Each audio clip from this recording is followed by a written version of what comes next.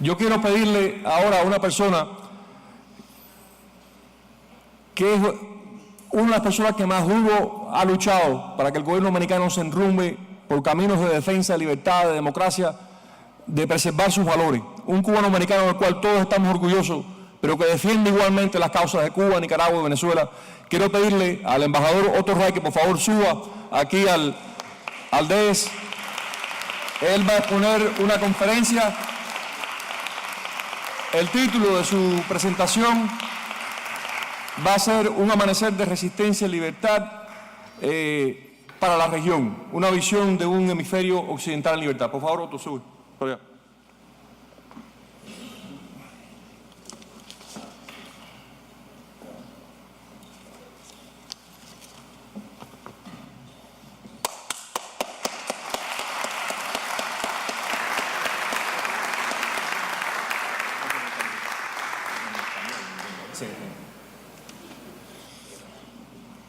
Bueno, buenos días. Muchas gracias por esa bienvenida.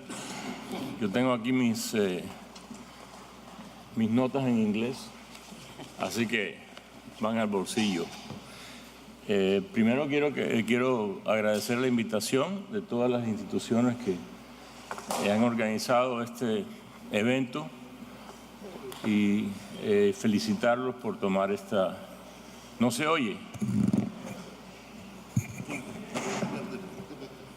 ¿Perdón? ¿Y ahora? ¿Ahora sí? Ok.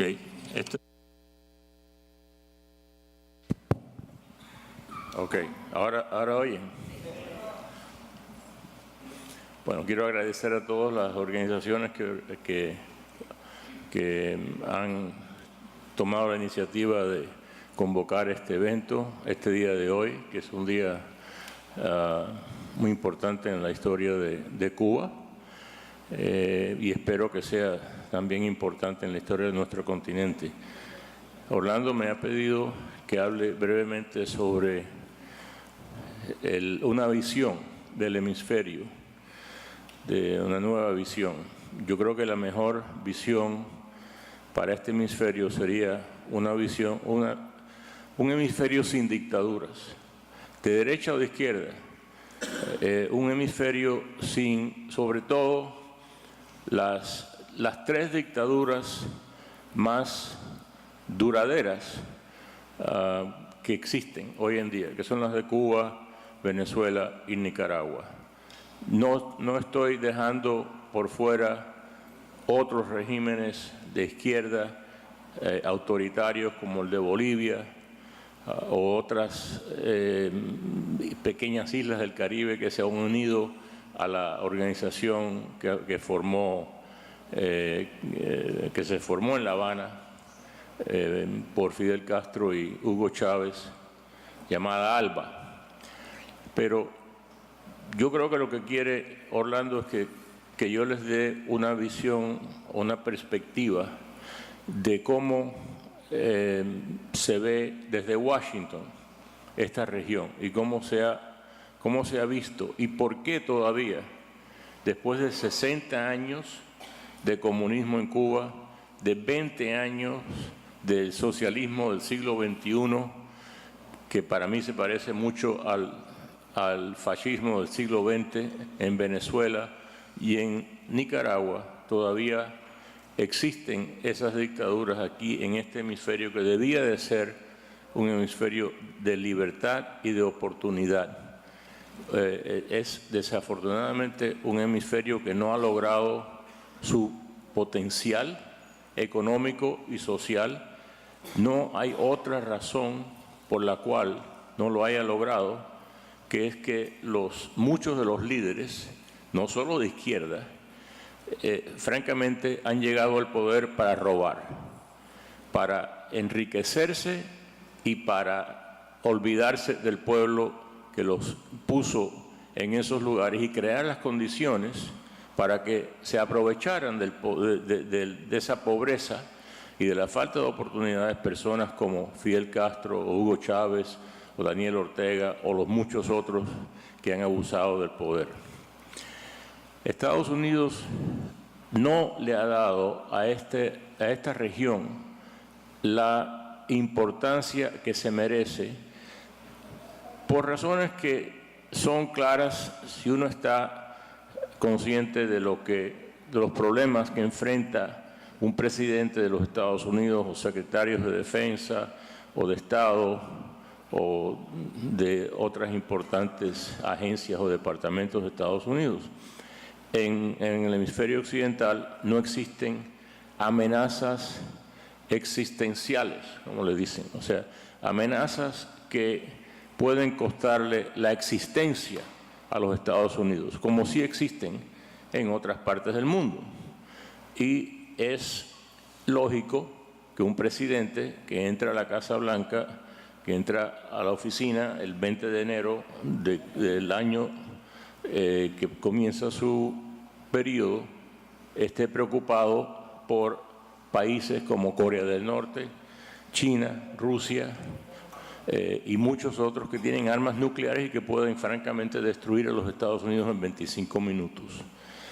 Pero esta región se merece mucha más atención porque sí le causa muchos problemas a los Estados Unidos, como por ejemplo el terrorismo que existe, la migración sin control, el tráfico de drogas, muchísimos otros problemas que cruzan las fronteras de Estados Unidos desde el sur. Al mismo tiempo, no se puede olvidar que el momento en el cual, en la historia reciente, el mundo llegó al punto más cercano a una guerra nuclear fue en 1962, como consecuencia de una de esas dictaduras de izquierda, la de Cuba, que se atrevió a colocar armas nucleares de la Unión Soviética en su territorio con el propósito de que los soviéticos pudieran amenazar a los Estados Unidos. O sea, lo que pasa en este hemisferio sí afecta a la seguridad nacional de los Estados Unidos. Sin embargo, nuevamente es difícil a veces conseguir la atención de los oficiales, de la oficialidad que toma las decisiones sobre América Latina. Yo creo que, sin embargo, habiendo dicho todo eso, que hemos llegado a un momento cuando, por lo menos esta administración, ha tomado una decisión de no ignorar a esos tres principales enemigos de los Estados Unidos. Uso la palabra enemigo porque es una que no se usa mucho en Washington, en compañía, ¿cómo se dice? Polite company, ¿no? En conversaciones de cócteles. A la gente no le gusta oír cosas como enemigos y uso de fuerza, etcétera, porque causa indigestión en esas cenas. Pero desafortunadamente existen en este hemisferio acciones por parte de gobiernos, en este momento todos de izquierda y todos de izquierda extrema, como la que vimos ayer en Venezuela. Un gobierno, bueno, exgobierno, porque está dirigido por una persona cuya presidencia terminó el 10 de enero de este año, Nicolás Maduro, y ya no es presidente de Venezuela. O sea, un régimen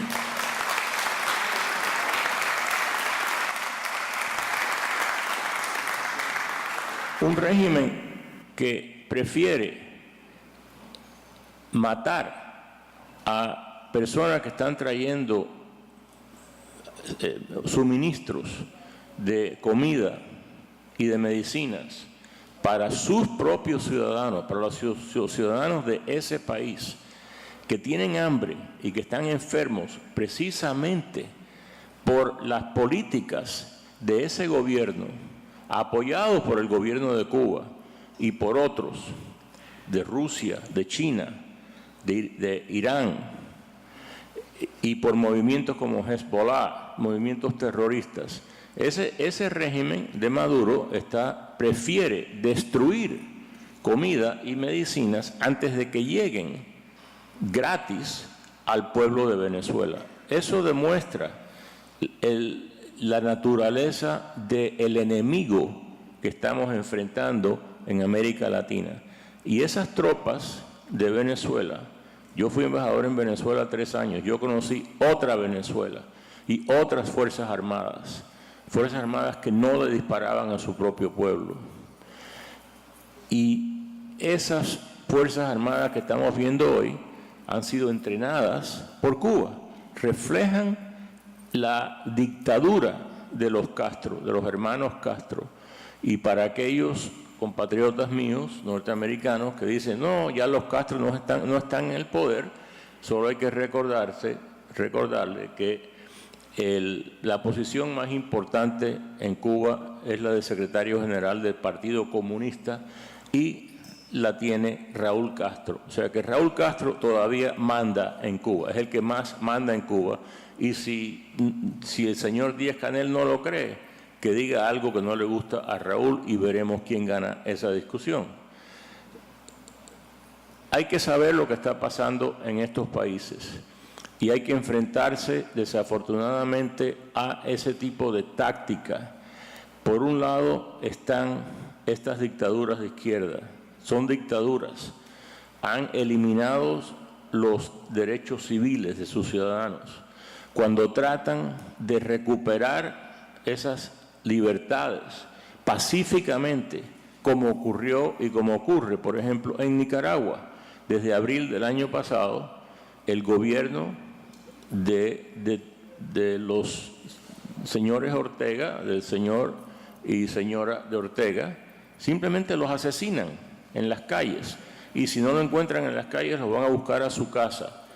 ¿Quién les ha enseñado eso a los nicaragüenses? Bueno, las personas que han estado entrenándolos, los mismos que entrenaron a los llamados batallones de la dignidad de Noriega, que le daban golpes en la calle a los panameños que estaban pidiendo el regreso de la democracia en Panamá, que es el gobierno de Cuba. El gobierno de Cuba ha estado detrás de la mayor cantidad de muerte y destrucción en este hemisferio en los últimos 60 años y ya es hora que el gobierno de Cuba cambie. Sí.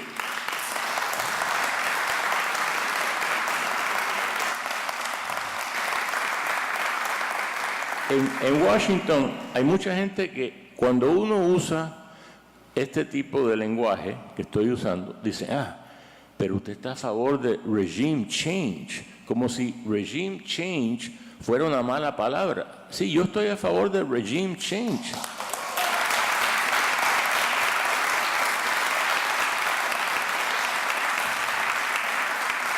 Y si no quieren usar esa, usen otra. Banana, como dijo una vez muy famosamente el zar de la economía, creo que fue de Carter, que estaba usando la palabra inflación y la gente le decía, no use la palabra inflación. Dice, ok, voy a usar la palabra banana, pero los precios siguen subiendo si le digo banana o le digo inflación. Si no le gusta la palabra regime change, entonces simplemente que describan qué es lo que hizo el presidente Reagan con la Unión Soviética.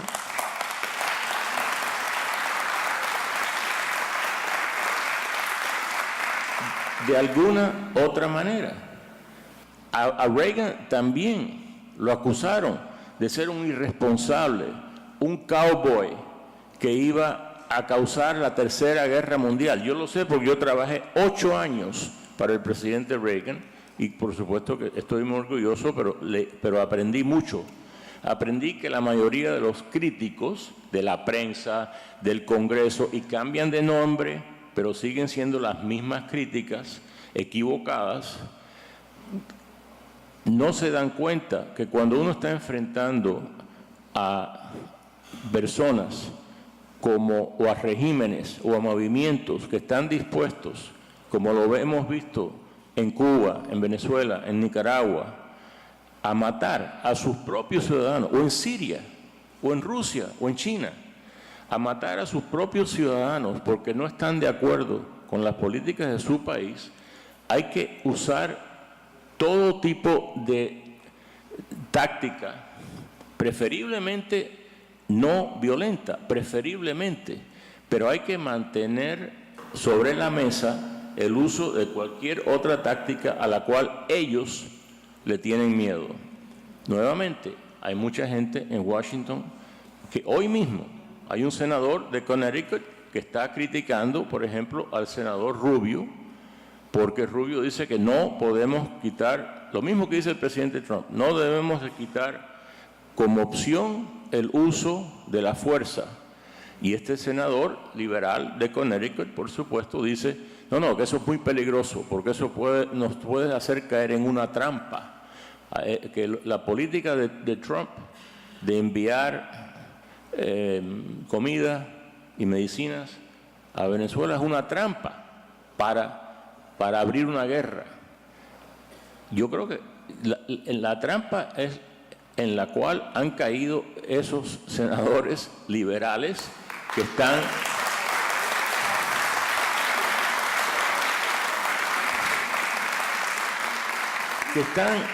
con esos discursos y con esas palabras, están defendiendo a los Castros, los Maduros, los Ortegas, y los que verdaderamente no solo están matando a sus poblaciones, pero que amenazan a los intereses de los Estados Unidos.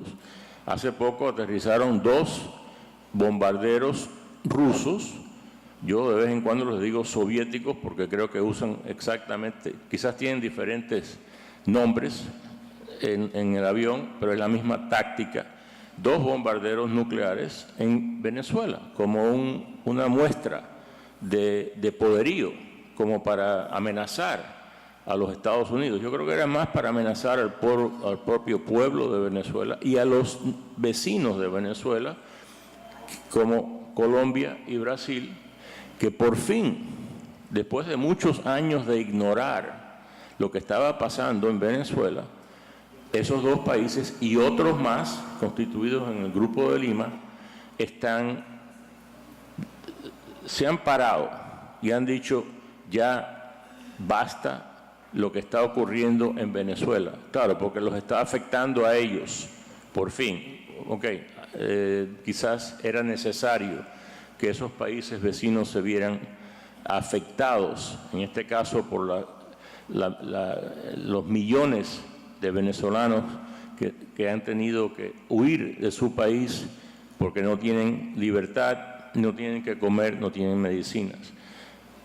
Pero la amenaza no viene de Washington, la amenaza viene de los países que están apoyando a las dictaduras de la región. Y lo que francamente debe de hacer Estados Unidos es lo que hizo el presidente Reagan.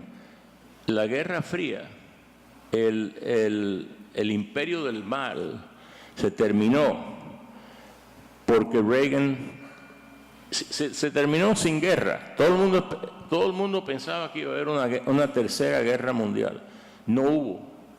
Es más, en casi todos los países del bloque soviético, la transición del comunismo al poscomunismo, todavía hay que definir lo que es poscomunismo, porque lo que existe en varios de los países como Rusia son dictaduras cleptocráticas, autoritarias, pero del comunismo que amenazaba la paz mundial se logró sin disparar un tiro, por lo menos de este lado de la muralla de Berlín, pero hizo caer a todas esas dictaduras y terminó con el imperio del mal.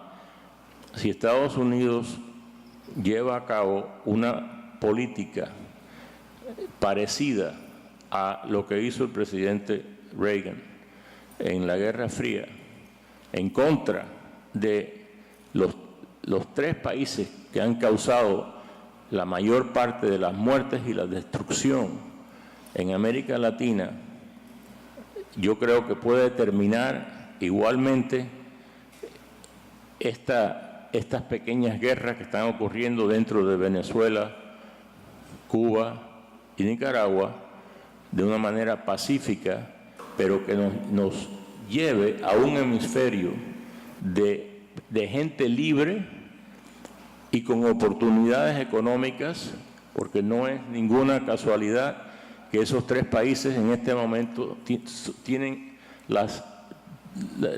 por lo menos Cuba y Venezuela, las peores economías, con la excepción de Haití, están casi al nivel de Haití, del hemisferio. No solo que terminan con todas las libertades, terminan con todas las oportunidades económicas y acaban, como en Venezuela, con la gente comiendo de latones de basura.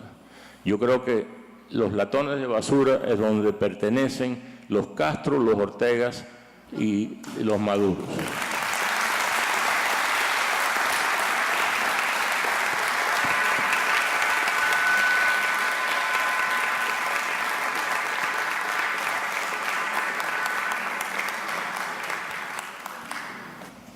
Están presentes los padres de uno de los mártires nuestros asesinados en este día hace 23 años, Mario de la Peña. Quiero pedirle a Mario y Miriam de la Peña que por favor suban aquí al escenario para sentarse ya. Gracias por su presencia. Please, come on. Miriam.